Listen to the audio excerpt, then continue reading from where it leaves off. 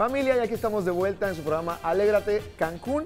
Y pues nada, tenemos hoy el tema sobre la salud y tenemos para eso a nuestra doctora de cabecera, nuestra ginecóloga Carla Olivera, que nos trae el tema del embarazo de alto riesgo, en especial el sangrado, que no es natural, pero para eso lo vamos a dejar hablar a ella, a la experta, y que nos cuente cómo es que podemos evitar esto. Doctora, bienvenida. Muchísimas gracias. ¿Cómo está? Muchas gracias, como siempre, por la invitación. Es para mí un placer absoluto. Efectivamente, vamos a hablar acerca hoy un poquito del sangrado en el embarazo. Hemos hablado en otros programas acerca del embarazo en la primera mitad. Recordemos que un embarazo normal transcurre, ocurre alrededor de 40 semanas. Entonces, las primeras 20 semanas es un tipo de sangrado y las otras 20 otro tipo de sangrado. Por eso se divide en la primera mitad del embarazo y la segunda mitad del embarazo. Hoy vamos a hablar acerca de ese sangrado que ocurre en la segunda mitad del embarazo. Okay. Es importante que las pacientes sepan que hay varios tipos de sangrado o puede ocurrir varios tipos de sangrado en esa segunda mitad del embarazo después de las 20 semanas de causas obstétricas y causas no obstétricas. ¿A qué nos referimos? Causas que están directamente relacionadas o que pueden directamente dañar al feto y causas en las que no. Les pongo un ejemplo.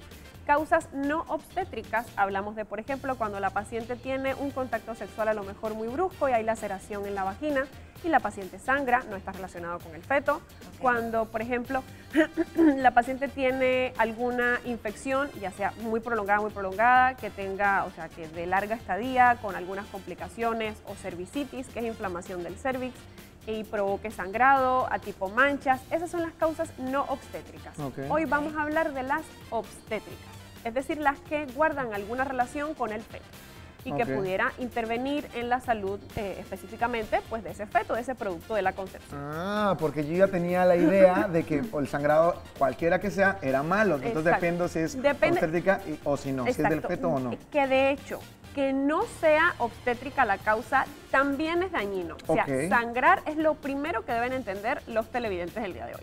Sangrar durante el embarazo en ningún momento, en esas primeras semanas y después de las 20 semanas, es normal. O sea, jamás es normal que usted o algún familiar que usted tenga que esté embarazado sangre durante el embarazo. Ok, yo mencioné algo al inicio. ¿Cuál se consideraría el de alto riesgo? ¿Cuál sería un sangrado de alto riesgo? Estos que son obstétricos ya son de alto riesgo. Es decir, imaginemos que, por ejemplo, hay varios tipos de sangrado, ya sea una placenta previa, un hematoma retroplacentario, que les voy a explicar más o menos de manera bien breve qué es. Pero, por ejemplo, en el caso de la placenta previa, que es un tipo de sangrado, en México, solamente en nuestro país, alrededor de 5 mujeres cada 1000 tienen un sangramiento por placenta previa. Y algunas personas dirán, bueno, 5 de cada 1000 mujeres no es mucho, doctora. Bueno, depende, porque teniendo en cuenta que en México nacen alrededor de 1.800.000 niños, o hay 1.800.000 nacimientos, un poquito más al año, imagina que de cada 1000 de esos 1.800.000 sangrarán 5. Estamos hablando que alrededor de 9.100 o un poco más sangran al año por placenta previa. Entonces ya estamos hablando de una cifra alta, ya cuando dices casi 10.000 mujeres al año sangran, ya es una cifra muy alta. Exacto. Entonces, ¿qué cosa es la placenta previa o la inserción baja de la placenta? Recordemos que ese feto está dentro del líquido amniótico, dentro del útero, dentro de la placenta. ¿Ok? Entonces, esa placenta es lo que va a provocar intercambio de sustancia, de gases, la alimentación en el feto, etc. Entonces, esa placenta debe estar a más de 10 centímetros del orificio cervical interno. El orificio cervical interno es ese huequito, para que me entiendan, por donde va a salir el bebé en un futuro. La placenta tiene que estar a más de 10 centímetros de ese orificio cervical. Alejadito. Alejadito. Si esa placenta está a menos de 10 centímetros, entonces estamos hablando de una placenta previa lateral. Ahora, si la placenta está a menos de 3 centímetros ya, o sea, más cerquita de ese orificio cervical, estamos hablando de una placenta marginal. Y una placenta previa oclusiva es la que ocluye ese orificio o lo tapa, ya sea de manera tapado, exacto, ya sea de manera parcial, o sea, la tapa un pedacito, o de manera total, que son las placentas previas oclusivas totales. Imaginemos que este es el cervix, este huequito, y la placenta estaría aquí, tapándola por detrás. Y por detrás estaría la cabeza o el piecito. Entonces, por supuesto que si yo ejerzo presión, la paciente va a sangrar. Entonces, Hay factores que nos predisponen, que nos hacen, tenemos más riesgos si los desarrollamos a tener placenta previa. Y por ejemplo, doctora, en este caso, si se llega a presentar el sangrado precisamente por esta situación, ¿qué es lo que puede hacer la paciente? Mira, ya dijimos que sangrar durante el embarazo jamás va a ser normal. Claro. ¿Cómo va a ser el sangrado si tenemos una placenta previa? Porque no todos los sangrados después de las 20 semanas tienen las mismas características. Si la paciente comenzara con un sangrado rojo rutilante, es decir, como sangre fresca, a tipo manchitas, que es intermitente, va y viene, y es progresivo, va en aumento cada vez que sangra, o sea, sangra un poquito más. Cada Y, vez. exacto, podemos estar en relación o puede estar ocurriendo la placenta previa, ¿ok? Entonces, que además de esto es importante que sepan que la gravedad del cuadro va a depender de la cuantía del sangrado. Es decir, mientras más sangremos, más afectación física va a tener esa mamá, más mal se va a sentir. Y lo especifico y ustedes dirán, bueno, doctora, tiene relación, mientras más sangremos, más mal nos vamos a sentir. Y eso no es así en todos, porque en el hematoma retroplacentario, en la otra patología, la paciente apenas ve sangrado, manchaditas oscuras, sin embargo se empieza a sentir súper mal, porque no se visualiza la cantidad de sangrado que está ocurriendo dentro del abdomen. Entonces, en la placenta previa, dentro también sucede. En la placenta previa, en este caso, la cuantía del sangrado, la cantidad de sangre que observemos va a estar en relación con la sintomatología de la paciente. Entonces, tan pronto esa paciente comienza a sangrar a tipo manchitas, debe acudir al médico. Claro. Entonces, el diagnóstico se hace teniendo en cuenta si la paciente tiene o no factores de riesgo, o sea, efectos, situaciones que la pueden haber hecho más predisponente a desarrollarlos, a desarrollar placenta previa, como por ejemplo las pacientes que son fumadoras, las pacientes que son añosas, es decir, las pacientes mayores de 35 años que se embarazan tienen más riesgo de desarrollar placenta previa que las pacientes menores de 35. Yo tengo una pregunta, a lo mejor boba, si eres mamá primeriza, a lo mejor nada más has tenido un hijo, en este caso como Fer, ¿no? O si ya tienes varios al tercero, ¿es normal que te pase, por ejemplo, en un embarazo y en el segundo no, o en el primero sí y en el segundo no?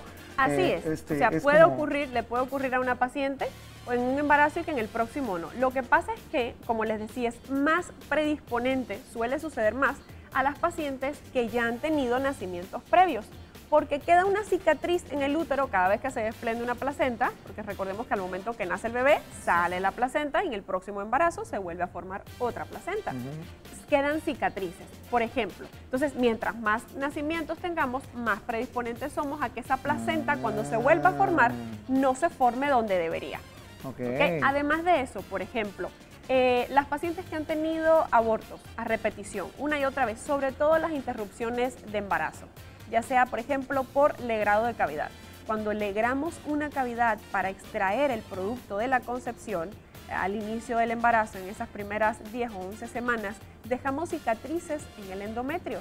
El endometrio es la capita más interna del útero. Entonces, cuando se vuelve esa paciente a embarazar, a lo mejor esa paciente tiene 3, 4 legrados anteriores y se vuelve a embarazar, cuando se vaya a insertar esa placenta, cuando vaya a crecer, no va a crecer en el lugar que debería, va a crecer más cerquita de ese orificio cervical, provocándonos sangrado. Entonces, es por eso que es importante tener un control. Por ejemplo, hay factores, ya vimos, hay factores que no podemos evitar, como por ejemplo, no sé, ser añosas. Bueno, doctora, tengo 35, este fue el momento que yo encontré para embarazarme, tengo pareja, estoy estable, ahora, ok, ese factor no es modificable. Pero hay factores que sí lo son, como el hábito de fumar y, por ejemplo, hay que tener una vida saludable para que esto no... Y doctora, por ejemplo, una preguntita aquí para nuestras televidentes. En estos casos, cuando hay un legrado o hay una pérdida, también saber y darles a saber, mejor dicho, cuál sería el tiempo ideal para que ellas volvieran a intentar a poder embarazarse. Todo depende de cómo fue la interrupción, porque hay pacientes que tienen abortos espontáneos, solitas pierden ese embarazo, tú le haces un ultrasonido, la cavidad está limpia, está vacía, etcétera. Bueno, tú le haces estudios a los 3 meses, si hormonalmente está bien, ya físicamente debe estar bien para buscar otro embarazo. Pero si estuviéramos ante la presencia de un legrado de la cavidad, entonces la paciente mínimo debe esperar 6 meses para volver a buscar un embarazo. O sea, mínimo 6 meses. Si usted tuvo una pérdida de embarazo y hubo que legrar esa cavidad o aspirar esa cavidad, debe esperar al menos 6 meses para volver a buscar otro embarazo. 6 meses en los que esa paciente debe prepararse, ojo. La paciente debe prepararse antes y su esposo con vitaminoterapia. Hay que ver cuál fue la causa de la interrupción de ese embarazo, o sea, por qué fue que sucedió. Hay varios aspectos, pero mínimo 6 meses es lo ideal. Hablando de un escenario ideal. Tú ya tienes 6 años, tú ya puedes tener a otro niño. Ya te andan Yo poniendo todavía otro. sigo en mi posparto. Ah, después de 6 años ya todavía sigue el niño ahí. Oiga, doctora, ¿con qué podemos cerrar este tema respecto a pues, los cuidados que debemos de tener para el embarazo en general y evitar esto? Bueno, si no es algo que se genere... Fisiológicamente normal. Exacto, normal. así es. Lo primero es eso, que todo el que nos esté viendo sepa que no es normal sangrar jamás en el embarazo, independientemente de las semanas que usted tenga de embarazo. Si usted tiene, por ejemplo, es portadora de miomatosis uterina, o sea, tiene miomas, tiene antecedentes de legrados a repetición, tiene, por ejemplo, el hábito de fumar, la drogadicción, usted es un caso un poquito más especial que el resto, comuníqueselo a su obstetra. La frecuencia de la consulta va a ser menor, o sea, se van a ver con el obstetra, con el especialista, en más ocasiones que las pacientes que a lo mejor no tengan tantos factores de riesgo.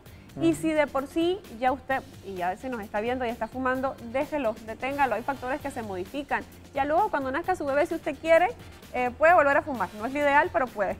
Pero por lo menos durante el embarazo no. Hay factores que podemos modificar. Si usted sangra, no fume. Y si sangra, vaya inmediatamente al médico, porque además, para hacer diagnóstico de esto, sí o sí se necesita ultrasonido. No es suficiente con que, digamos, estoy sangrando, puede ser una placenta previa. No, hay que ir al médico, hay que hacer un buen interrogatorio, un buen examen físico y hacer un ultrasonido que nos diga que la placenta no está bien insertada y un buen tratamiento. Pues, Así que ya escucharon por ahí, doctora.